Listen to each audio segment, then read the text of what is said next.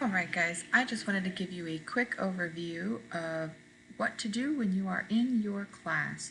So as you can see, we are on the home page for the course. You always have that great picture of your instructor. Yes, filters are fantastic things.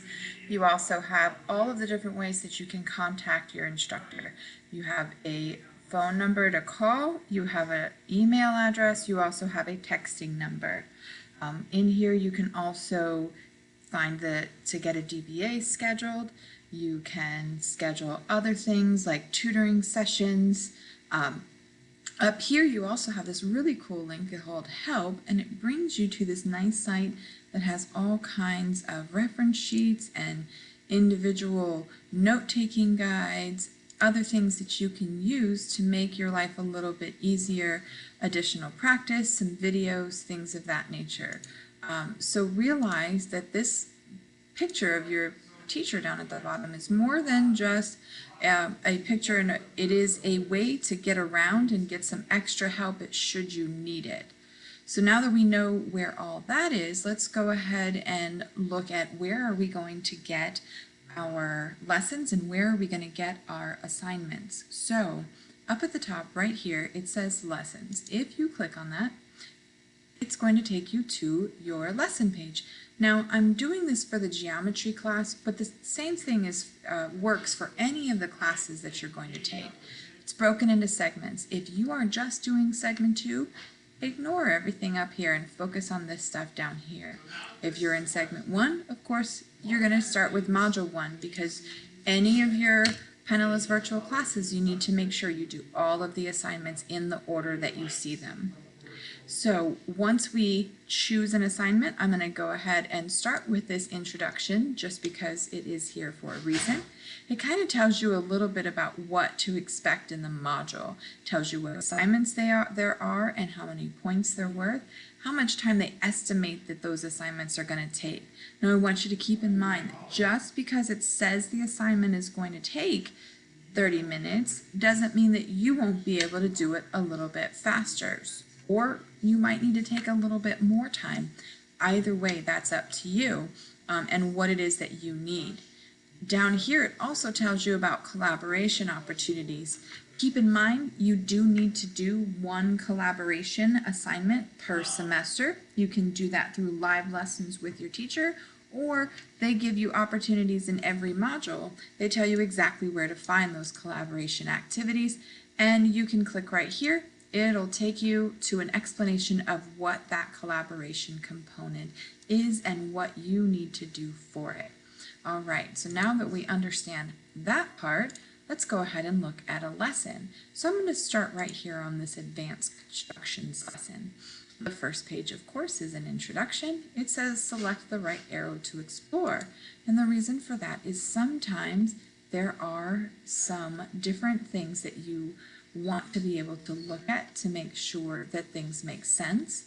So if you are more of a reader, there's always this text area if you want to read instead of looking at those videos. If I want to look at the interactive, I'm going to click on the interactive and I'm going to go through and look at it that way. These essential questions just kind of tell you this is what you should know how to do by the time you're done with this lesson. So we can also navigate here. If you got started already, notice it tells you kind of what you've already done. If you already started and you're coming back to finish, instead of having to click through with this next and back, you can always just say, you know what, I did the first couple pages, I need to go to page 4, just to make things a little bit quicker for you. Make sure you look out for these symbols. That's important information. So, and sometimes we have multiple tabs. Of course, we have videos that we can watch and reading to do. There are also, in a lot of these, opportunities for you to interact with the material or to do some practice problems. So that is how your textbook works. Now, when we're done looking at the lesson and we get to the end, we're going to look at the assessment. It tells you, make sure you read through all the pages, complete those practice problems, and check your answers. Make sure that you're able to develop responses to those essential questions. Remember, I showed you those on the first page. If you need a reminder of what they are, you can click right there. and then it tells you complete the assessment 1.03 advanced constructions.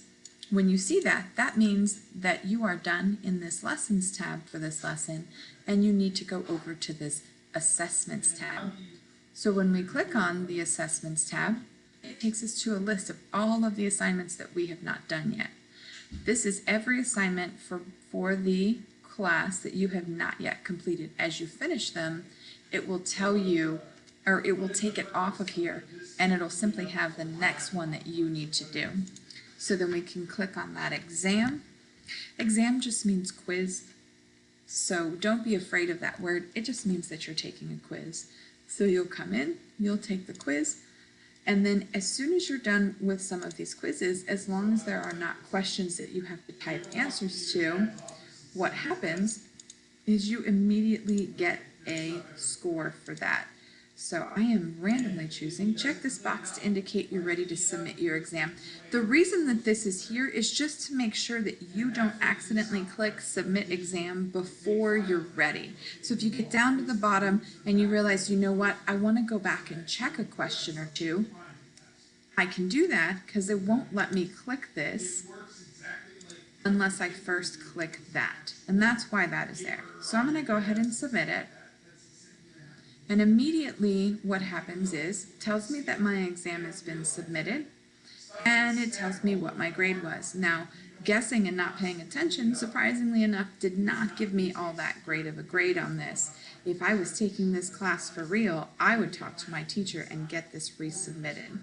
So just be aware that when that happens, it tells you exactly which problems you got wrong. If I get a grade like that, like I said, I would make sure to get a hold of my teacher and say, hey, I went back and looked at the material, or hey, can you help me go back and look at the material?